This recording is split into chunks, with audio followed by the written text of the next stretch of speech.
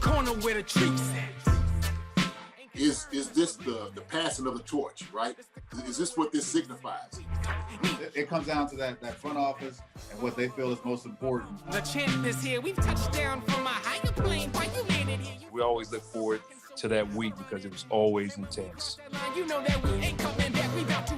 The man, the myth, the legend, Dante Hall. My favorite player growing up was Dante Hall. I love you guys in the show, but Dante was my guy.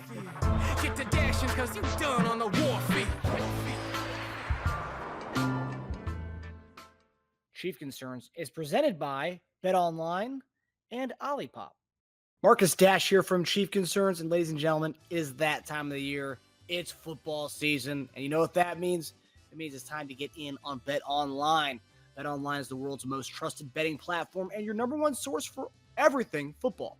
BetOnline has every stat, every matchup, and even live odds and spreads to bet on during the games. Think you know your stuff? Get in on our $200,000 mega contest and pick 5 games against the spread every week for your chance at weekly prizes and a share of $200,000. When the game's over, head on over to our online casino and get in on a game of blackjack or poker or unwind with one of our 150 slot games. Head to the website today and get in on the action. Bet online. The game starts here.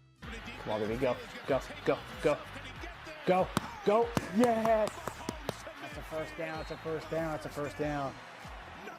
This football season, I'll be putting down normal sodas like Coca-Cola for Olipop. Olipop offers a healthier alternative with its low sugar content and natural ingredients. Olipop is more than just a drink. It's a wellness companion that supports your digestive health. Packed with prebiotics, this fizzy elixir helps promote good bacteria in your gut, leading to improved digestion and overall well-being. So go ahead, click the link in the description and use promo code SODALOVE and get your can of Olipop so you can enjoy the game guilt-free. Go Chiefs. Use the promo code SODALOVE for 15% off now. Hey guys, welcome back to another episode of Chief Concerns. This is your post-game reaction of Week 9. And your Kansas City Chiefs are still 8-0, undefeated. Another a really good one. I was not expecting that at all. I think we were like a 9.5-point favorites going to that game, and just wasn't expecting that at all. But hey, man, gotta give it to the Buccaneers. So Buccaneers fans, you should be happy with the product your guys showed tonight. But man, like for people who wanted a sequel of the 2016 Texas Tech Oklahoma game, probably the closest you're going to get as far as that, like a Baker Mahomes match. I mean, we've had a few over the years, but none of them were as exciting as that. But both guys really had really good games. I mean, I think 6 touchdowns, 5 touchdowns between the two of them, 3 and 2, I believe. It's funny. It's almost like half. It was 66-59. This was 30-24. Yeah. So I'm sure the yardage was about half too. By the way. Yes, no, it definitely was. Great game. I know Tampa Bay's down a lot of guys, so are we. But in the end, we were resilient, and he came out winning that game 8-0. But Teja, what did you make of this game tonight, man? Well, we finally saw the Chiefs win a different way, right? We've seen so many different ways to win this season, and this game was an ugly weather game where our defense doesn't rise to the occasion. But it's a good prep for us in the playoffs. We're going to see ugly weather again, especially judging by this right now. We're going to get, probably some games at Arrowhead. So we're going to see some tough weather games late in winter time. So I think it's a great prep. I was talking to you during the game at one point, and I was like, well, every side deserves a clunker, and right now our defense was giving that to us, and our offense had to step up, and they did. Yeah, I think I'm frozen right now. Am I frozen at your end, Teja? No. Okay, Mike Brown says I am. For those of you wondering, JD may or may not be coming on. He's actually at the game right now, so he was doing some pregame festivities for the Chiefs. So I don't know if he'll be joining us, but he might be. So I just want to leave it out there. But yeah, overall takeaways. I mean, like you said, we kind of wanted a different way tonight. The best the offense has looked all year. Yes, it was spotty at times, but let's just start off with their first guy, DeAndre Hopkins. We get this guy, a lot of fans, but eating crow tonight. A lot of fans who thought he was washed and it wasn't going to make a difference on our team. And you can just tell that, there's one point in the game where, Pat's about to get sacked, just throws it up there. And DeAndre Hopkins is between four dudes and just comes up with the ball. I mean, it's literally shades of going back to what it was with the Arizona Cardinals where F it, D-Hop down there somewhere. And that's kind of what it was. It was pretty phenomenal, actually. But Hopkins comes in, gives us 2 touchdowns. And just, I know Buccaneers defense is nothing to write home about. But, I mean, hey, we exploited a bad defense. And, that's what you're supposed to do against bad defenses. And you're supposed to, find those weakness spots that we did with between Kelsey and Hopkins. They both dominated in the secondary. Yes, there was a little mishap right before the overtime with Hopkins and Pat. But still, I mean, Hopkins, this is only his second week there. The guy hasn't even completed 2 straight weeks with the Chiefs yet. And he looked the way he did tonight. So what did you make of DeAndre Hopkins tonight? It was like the ice bath time machine, man, for Hopkins and Kelsey. They stepped into it and they went back like 5 years. 25 targets, 22 catches, 186 yards, 2 TDs. I mean, this is what you were expecting out of these guys like 4 years ago. It was amazing. It's amazing that this is the kind of game Hopkins would give you if he was starting the season with us, right? Like, forget about just coming here last week. I'm talking about like if he was here all offseason. The only miscue I've seen in 2 weeks that I've noticed is that end of the game route where he didn't know the ball was coming. And Mahomes threw it and Hopkins finally turned around and it just bounced right next to him, which almost led to a pick. I was just saying how this is DeAndre Hopkins week 2 for us, right? And if this is what he looks like now, I can't wait to what he looks like in the playoffs when it's the most important. It's just going to be incredible. My standards are going to be so high for the rest of the season because of how good they've looked. It looks like it's like a full training camp for him, and I just can't wait to see what he does in the next few weeks.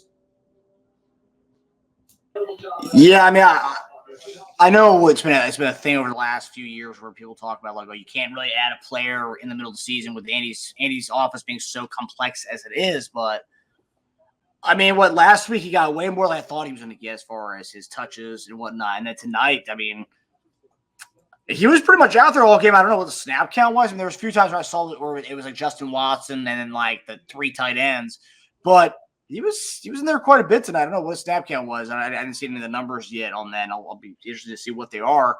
But man, gotta say, man, the Hopkins is just kind of seamlessly fitting into this offense. I know a lot of people say, "Oh, it's a small man's offense." DeAndre Hopkins is really fitted. And then there was a few experts out there who were like, "Oh, there's really fit the offense." It's like, no. I mean, any receiver can fit with Patrick Mahomes and Andy Reid. They'll make anyone fit seamlessly. But the fact he's come in right away, and I guess the playbook was a big thing for me. He's not a guy who's been in the Andy Reid system. He's never played for Andy Reid, and so it's not the terminology wasn't a lot there as far as his crossovers where other teams he's been. But he's come in and looked the part, and it's about time that we've had a badass receiver to go along with Patrick Mahomes like this. 51 snaps. He had 7 less than Watson and Worthy. Oh, okay. So he was pretty much right on par with them. Man. So he's like a full-time player now. You just see the chemistry they have with each other. I know there was a pre-game interview with Mahomes for ESPN, and he was talking about the chemistry they already have built up together in like less than 2 weeks, and it's like pretty.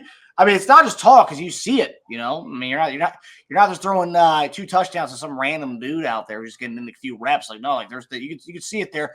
And yes, and you also see the growing pains too because of that last drive of regulation. Yeah. And then that play he had at the end of the in overtime to get some yak and some extra yards for us, man. Love that.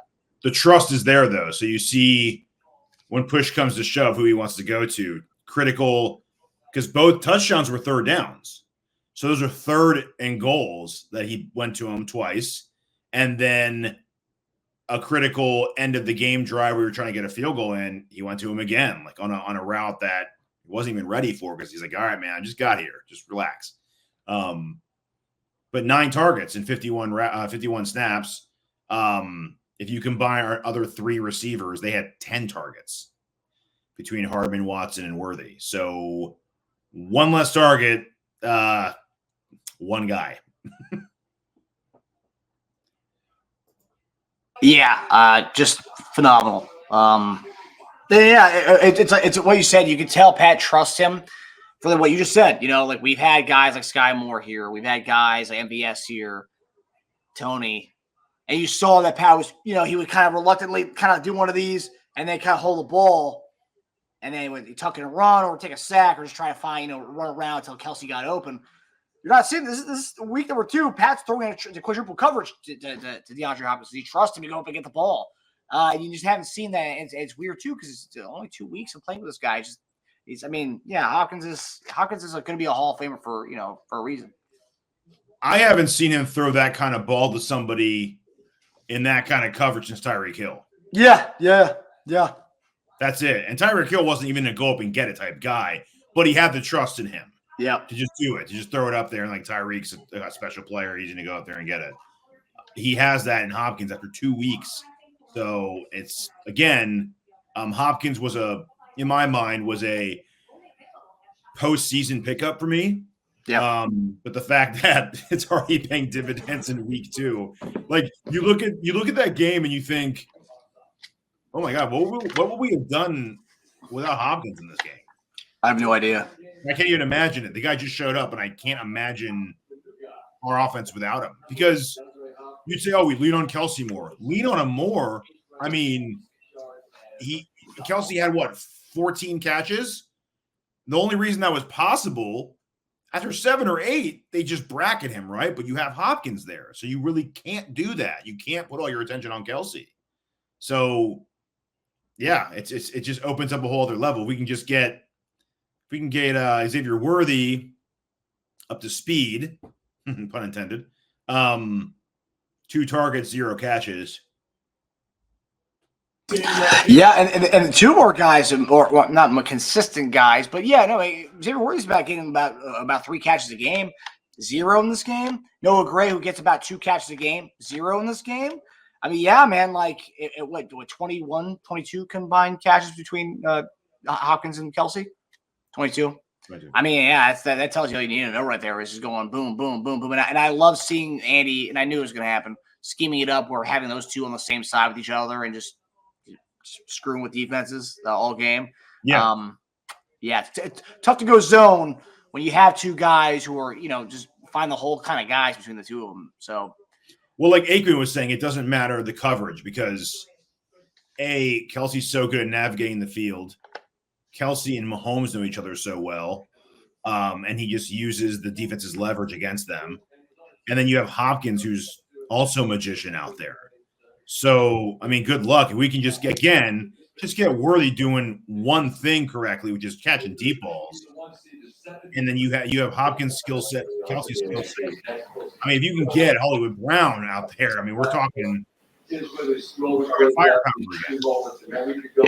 Yeah, I'll say I know a lot of people are talking, they're being upset about Hopkins not kind of being aware to looking around for that ball for Mahomes right before the overtime. Relax, okay? The guy's been playing with Will Levis and Mason Rudolph for the last, and Malik Willis for the last 2 years, guys. Okay, he's not really used to these 1-minute situation drives, so let's relax on that. Mike Grant, and he just got here too, so he really hasn't had a lot of these situations in a while. Mike Brennan, why did Tampa not go for 2? We're about to get to the defense in a second, but yeah, we'll lead off with that. No clue. I think they should have.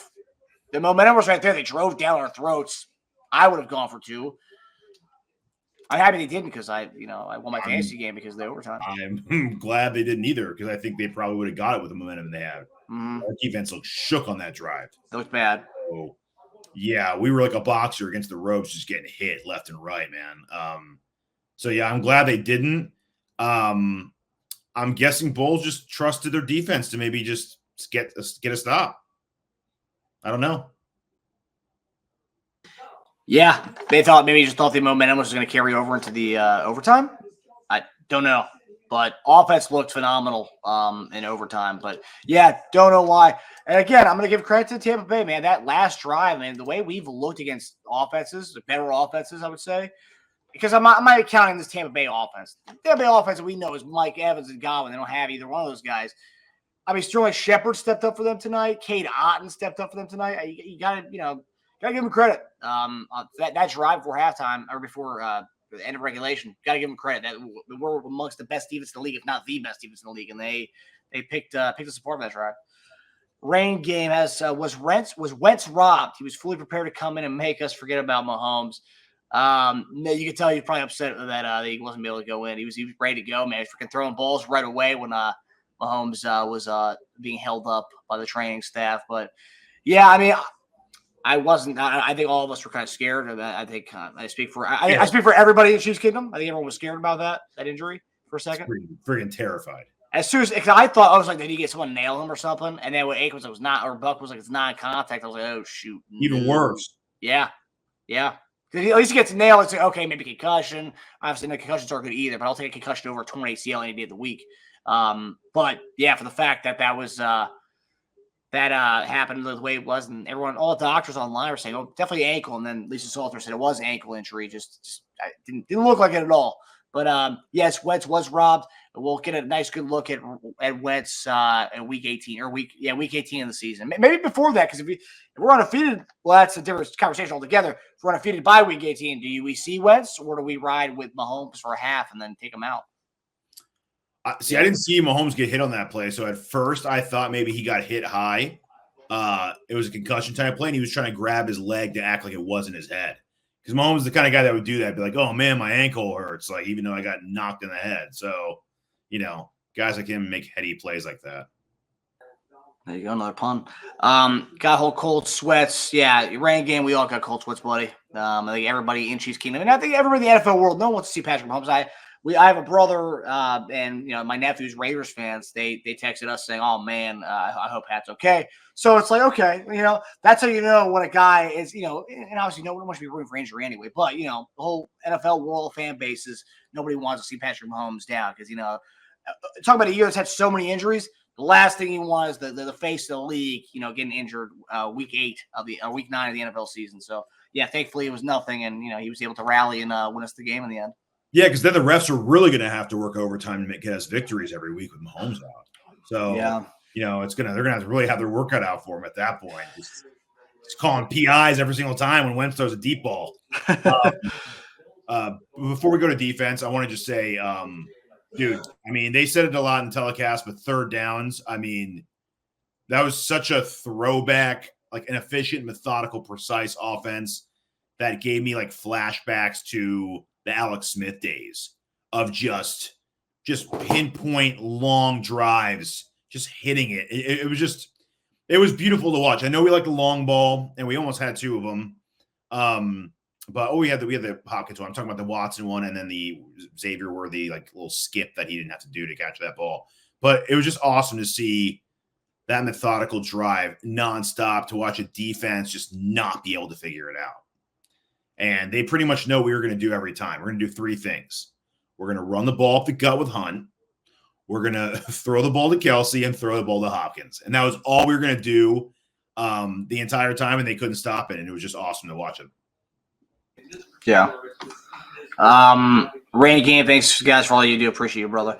Mike Brett, thought we might get to see Wentz or Ross for a second. Yeah, me too. You know what, Mike? Just be ready for week 18, because week 18 you're going to see the Wentz Ross show, and it's going to be beautiful. And everyone's going to want to trade us a 4th round pick for Ross going forward. Yeah. Yeah. But there's plenty of time to see Wentz and Ross, but tonight was not the night, Mike. Okay, but I did like that Ross was active. I did like that Ross was in there on a lot of the goal line, down the red zone where he needs to be. I just like seeing Ross out there. I love seeing 82 out there. Nice look for him too. Actually, I like the receiver in the sleek number 80 look. We're not really getting that anymore. We're getting like the single digits in the teens now for these receivers. But it was good to see number 82 back out there. Gave me some Dwayne Bowe vibes. But like I said, defense. We've for the last 2 years we've pretty much rode on the backs of our defense. They led us to victory and pretty much for most of these games. Obviously, Mahomes gets the titles and the thumbnails after him, but really the defense has been the reason why we've really, done what we've done over the last years and this season. And I thought coming to this game, that was going to be a bloodbath. You don't have Mike Evans. You don't have Chris Godwin. You don't even have McMillan. You're riding with Sterling Shepard. You're riding with, I don't even know who that. Kate Otten was their lead guy. And they make this a game. I mean, Bucky Irving's special. Rashad White coming back home to Kansas City. He had a good game. And Sean Tucker had a decent second half running the ball. But Baker, man, an efficient game. I know 200 yards passing, only had like 60 yards at halftime. But efficient game from Baker Mayfield. The defense tonight, Justin Reed, the secondary was atrocious. I mean, Josh Williams is getting attacked. They literally looked for number 2. They went for him. Justin Reed. I want to know if Justin Reed got hurt because we saw a lot of Hicks in the second half of that game. Now, was Reed hurt or is Hicks? They were just taking him out because his play was so poor. But Jaden Hicks looked great. And I like seeing the young buck in there, and that's pretty much what's going to happen. I don't think we're going to resign Justin Reed. So Hicks is getting, we're going to get to know him a little bit. But Josh Williams looked atrocious. I've been laughing at this whole Marshawn Lattimore stuff, but I think we might need to take a serious look. I know Adam Schefter brought up Lattimore before the game. He's been really honing in on that.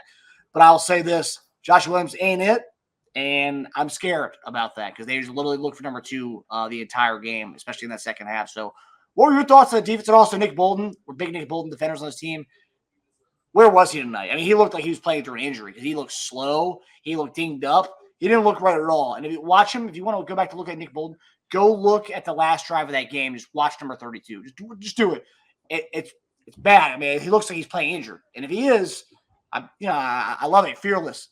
But man, take yourself off the field if you're playing that. If you're hurting that back, he looks rough. He looked like he did week 1 of the season. So what were your thoughts on the defense, man? Justin Reed was rough. He's good at attacking the ball once the person catches it, someone else's player, but he just couldn't cover a tight end to save his life tonight. He couldn't. I mean, Otten was all over the place. It's almost every week you get beat by a tight end. I'm not going to solely blame it on him, but you did see Hicks play a lot, and that was probably due to play, not injury, just to see what he has out there. Joshua Williams targeted multiple times, and this is a team without their top 3 receivers, if you count McMillan. So they are hurting. They're hurting bad. Shepard filled in so well at the Godwin position. He was getting the little end arounds. He was getting all the Godwin plays, and he was doing it well. Shepard hasn't played meaningful football in I don't know how long. I've been a big Shepard fan for a long time. Couldn't stay healthy, but he looked like a functional starting receiver out there tonight. That's not good for our defense to make him look like that. No offense to him, but yeah, it's trade deadline. So, we all know, we're all thinking it. I don't know who's going to be, but I think cornerback's going to be the one. I don't think we need to, receiver, you can make an argument for that too, but overall decent running game for the Bucs.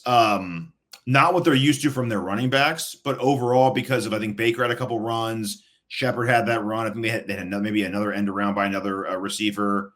So overall, they had a good game for the running game, but the running backs 13 for 54, definitely not what they're used to. That's a lot for us because we give up around 3, but that's about, a 4 carry, pretty good for them, or for them against us because we just don't give it up. And I love how Aikman was saying we got gashed by the Ravens. We got gashed by the Ravens when you add in Lamar Jackson's stats. We did a really good job against Henry that game overall. I think that was Henry's worst game, if I'm not mistaken. It's got to be, yeah. I mean, I think we've stopped almost every single running back we faced for the most part. We've got the bulk of the carries. Yeah, well, Aikman, he's made some comments tonight where I'm like, okay, how much research do you do before these games? Because I think it was before halftime. We almost made that drive down the field, but we got stopped. Mahomes got sacked, and that was pretty much it. We let the clock go. He made a comment about he was they get to midfield, but they don't have Brandon Aubrey kicking there. I was like, well, Harrison Buck is pretty damn good too. I don't know what you're talking about, dude. Yeah, Derrick Henry had 13 for 46 against us. Terrible game. Was that his worst game of the season based on his game log? I mean, it has to be. He's had 150 4 times. So okay. I would venture to say it is worst game as far as yards and as far as yards per carry. Yes. Wow. Yeah. Both. yards and yards per carry. 3.5 that game. He hasn't gone less than 4.7 since then. So yeah, he's been awesome. So yeah, Lamar ran all over us, and I can stomach when one of the best players, athletes, and weapons in the league does that. But we've been solid against running backs all season, and I'm pretty happy with the performance tonight. There are times where I actually thought we got away from it a little bit. They should have just kept running the ball, but we talked about this in our betting show last week. They tend to do that, actually. They get away from the running game when it's working. They did kind of fall into like a pass-happy trap. Not to say it didn't work.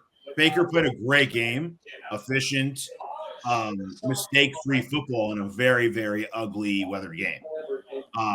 But, on one of the best nights for our offense, it was one of the worst performances for our defense. We gave up 5 for 11 on third downs, which is actually below their average for the season. I believe they showed Tampa like 53 on offense. You're breaking up a little bit, buddy. You hear me? Yeah.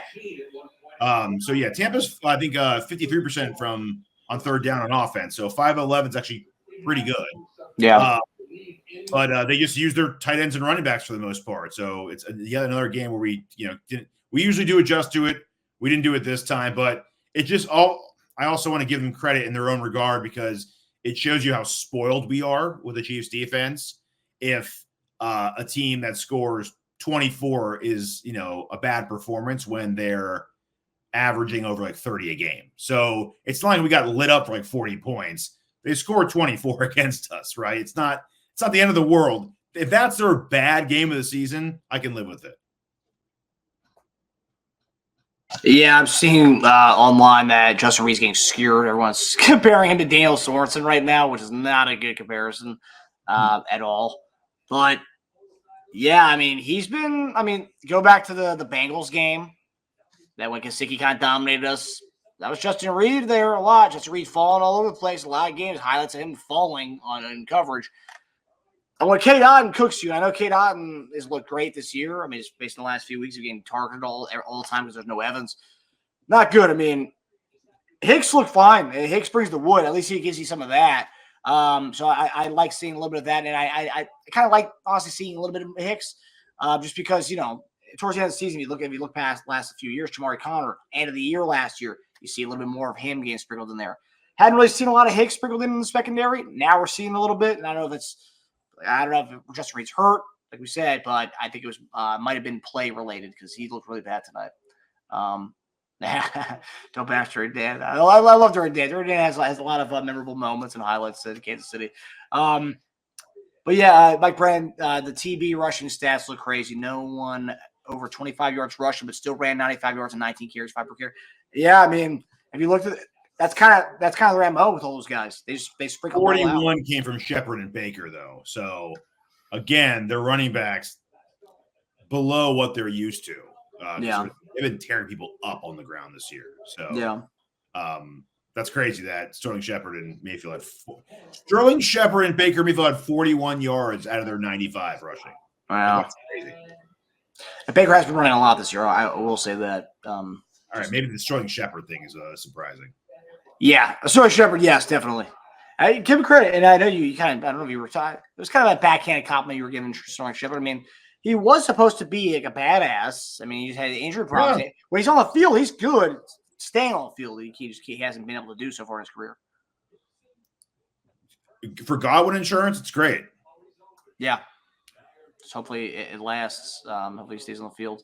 But yeah, if you had to make a trade, do you think we make a trade for a cornerback tomorrow? Tomorrow's the deadline. Tomorrow's election day and it's trade deadline day. So don't get distracted by the trade deadline. Make sure you guys go out and vote.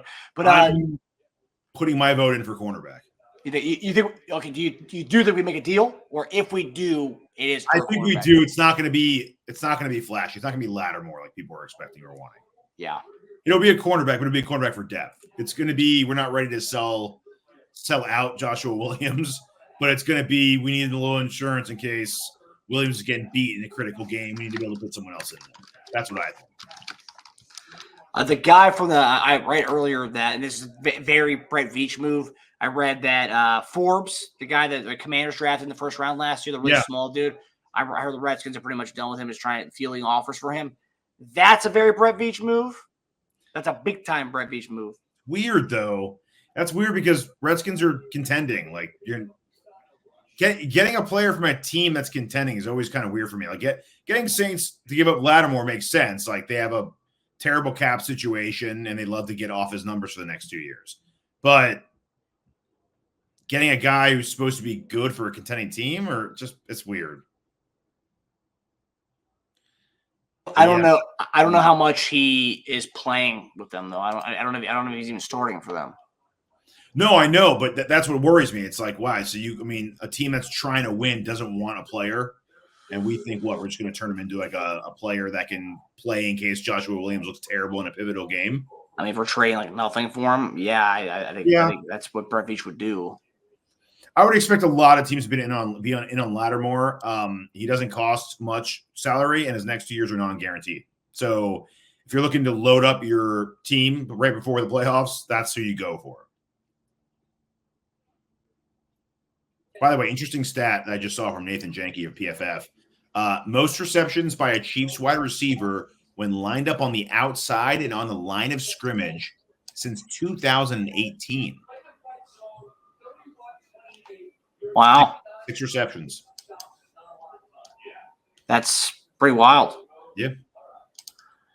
Okay, so right now, and I'll also try one thing on the defense I do want to bring up is the fact that Uche, I thought we'd see a lot more of Uche. I mean, he's a pass rusher. Why wasn't he in on that line? Why wasn't he in a lot in this game? There was times third down, and it's you guys go back and watch the film. Uche's not in there, but we have Malik Herring in there, and we have Malik Herring and FAU. Well, we don't have Uche in there. The guy's a pass rushing specialist. Why isn't he in on third down? We have Malik Herring in there and FAU. And a few things. Was it the 3rd and 1 play we ran it with Steele? Yes. We'll get to that in a second when we talk about running back. But for some reason, I'm just thinking of things that really popped off in my head, really bothered me, and that was one thing. But not having FAU and not having Uche in there and going with FAU and Herring. Come on, man. We bring Uche in. You brought Uche in because those other guys aren't sufficient. Let's see him on third down. Let's see him rush the passer. Let's see him in there when we can just peel his ears back. He can go get the quarterback. Bring him in, man. Let's not complain yet. Give it time. It's his first week. I know, but it's not like we just got him off the street. The guy's literally been playing. It's not like we're. No, I know, but I mean, if we're not utilizing him like 2 or 3 weeks, then I would. Then I'd be like, all right, what's going on here? But Cam Thomas, the dude we brought from Arizona, haven't used him. Haven't seen him at all. Not saying he's on the Uche level, but we haven't seen him at all. We barely see the guy. That's our edge rusher, and you think edge rush. I mean, yes, there's scheme there, but come on, like you go rush the quarterback. JD talks about it all the time. It's really not. There's not much there. You go rush the quarterback. Pretty much it. See ball, get ball. Yeah, that's kind of what it is. So it's like, what is it? I did like the few reps I did see of Uche though. He looks fast off the ball, off the snap, and that's really what we brought him in. He just blocked that punt. Yeah. And I think the play before that, I think he had a pressure. So love what we saw from the limited time of Uche tonight.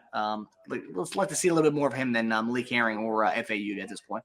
It's sad to say, but I'm kind of out on seeing FAU. I want to see 55 in there more so than 97. Yeah, I wasn't paying attention, Mike. I'm about to go back and watch that. Mike Brent said, did he not get in on the Tampa Bay tying drive? I didn't see him. I wasn't paying attention on 55. I was kind of more just clawing, scratching my chalkboard over here because I was really pissed off about the way the drive was going. Okay, but let's go to Kareem Hunt as we finish the night. Kareem Hunt, man. Every week, and we say it, I know you guys say, oh, you guys bring him up every week. You have to bring him up every week because no one thought he was going to do what he's been doing for us. And we talked about it last week and the week before that. We hadn't had a back-to-back 20-carry running back since Kareem Hunt when he's first got here. We haven't had a back-to-back 20-carry game from running back since Kareem Hunt got here. And now we're doing we got back-to-back 20-plus carry games. Kareem Hunt never did that when he was in Kansas City. Now, I'm trying to look to see the last running back that did that, and I thought it was Jamal Charles, but I'm looking here, and I don't think Charles ever did 420s. No. I'm in 09 right now. No. Yeah, 09. 2009. Jamal Charles had 20 carries against the Bills, 25 carries against the Browns, 24 carries against the Bengals, 25 against the Broncos. And that was his first year. That was the back half of the first year he became a starting guy. 2009 was the last time we had a running back at 4 back-to-back 20-plus carry games. I mean, that's wild. And the fact that Kareem Hunt just did it, and that was prime. That was young Jamal Charles when he did that. This is Kareem Hunt, who's just coming off his couch, hasn't played ball in forever. We brought him off the couch, and he's done this for us. And you mentioned who we throw the ball to if DeAndre Hopkins wasn't there tonight. I mean, really, how good would we be doing? I know everyone's saying, and I know a lot of Chief fans say my fantasy bacon chart one. Yes, yeah, exactly, buddy. I'm with you, man. Like I literally won my game tonight because of the overtime and his touchdown at the end. But I'm kind of over the Carson Steele stuff, and I know every Chief fan still wants to bring them up. It was a great preseason story. The Crocky J thing was amazing. I loved it. But enough is enough. I'm tired of hearing about Chief fans talking about Carson Steele. I'm tired of seeing him in the game. Actually, I wish Samaje got more reps than just third down reps. 3rd and 1, we had no business running the ball with him. Just give the ball to Kareem Hunt. The guy's falling forward for 2 or 3 yards every time. Just give the ball to him. Stop. The fact that he stopped running the ball with him, the reason why the offense kind of sputtered tonight is because we didn't even run the ball to Kareem Hunt enough. Second half, we come in, we go 8 straight runs with the guy, and he's just eating. He's eating. He wants the ball. So I love that we went back to Kareem Hunt. I don't like the fact that we went away from it altogether. You bring him back in, and you look at that last drive or overtime drive. That was literally a play. Because the run game was working so well, we actually utilized play action. It's something we don't really see a lot in this offense. We utilized PA a lot in that last drive of that game, the overtime the game-winning drive. So, bottom line is for me, I love what I'm seeing for Kareem Hunt. Let's forget about. I'm seeing tweets from people saying, "Oh, imagine what the offense is going to look like when we have Steele, Pop, and Hunt." When Pop comes back, we won't see Steele probably ever again, guys. And I hope to God we don't. No, seriously. Week 18, put him in with Carson Steele and Carson Wentz and Justin Ross. Let him have a day that day. But really, when Pop comes back, it's going to be a Pop and Hunt show. Carson Steele won't be seen at all. So yeah, love what I see from Kareem Hunt. I wish we see more of it. Keep feeding him, and he wants to be fed the ball. The guy's an animal, man. I mean, he's relentless. So yeah, please, Teja, what do you think about Kareem Hunt tonight, man? Kareem Hunt is 8th in the AFC in carries. Only 8th? Only 8th. He's only been here 5 games. I know, but he's getting the ball so much, man. I know, but there's a lot of workhorses in the AFC. I mean, 8th in the AFC. That's pretty impressive. If he plays another month without Pop coming back, because I don't think we're going to rush him back anyway, he's going to be top 3 to 5 in carries. Playing half of what everyone else has played, which is crazy. Tough start to the game. He was 7 of 18. And then he went 20 for 89 the rest of it. And I love that. It just shows you what our identity is, because we didn't let a rough start get in the way. We kept at it the entire game. I guess we're just going to run him into the ground until Pacheco comes back, because that's an insane amount of carries. I got to feel like we wouldn't be doing this if Pacheco wasn't coming back. If Pacheco's out for the year, he wouldn't be getting this many carries. It'd be crazy to do that. You'd see him be getting it's today he would have gotten 18. I feel 2 or 3 catches, and Steele would have gotten 6 or 7, maybe P. Ryan 3 or 4. But I think we know that what we have in him, he's fresh, he's ready to go, he wants it, he's motivated, and we have Pop coming back. So I think it all works. But yeah, man, I just wouldn't expect to be here right now. And yeah, you're right. You say it with Hopkins, what would our passing game look like without him? I don't know what our running game would look like without him. What would happen if Steele didn't fumble that ball? Would it still be the Steele show? I feel like Hunt would have came in and popped, and we would just be okay, we need to give this guy the ball more. But yeah, I would like to see more Pirine in the passing game. Just in general, I feel like that's his game, right? I feel like he's perfect there.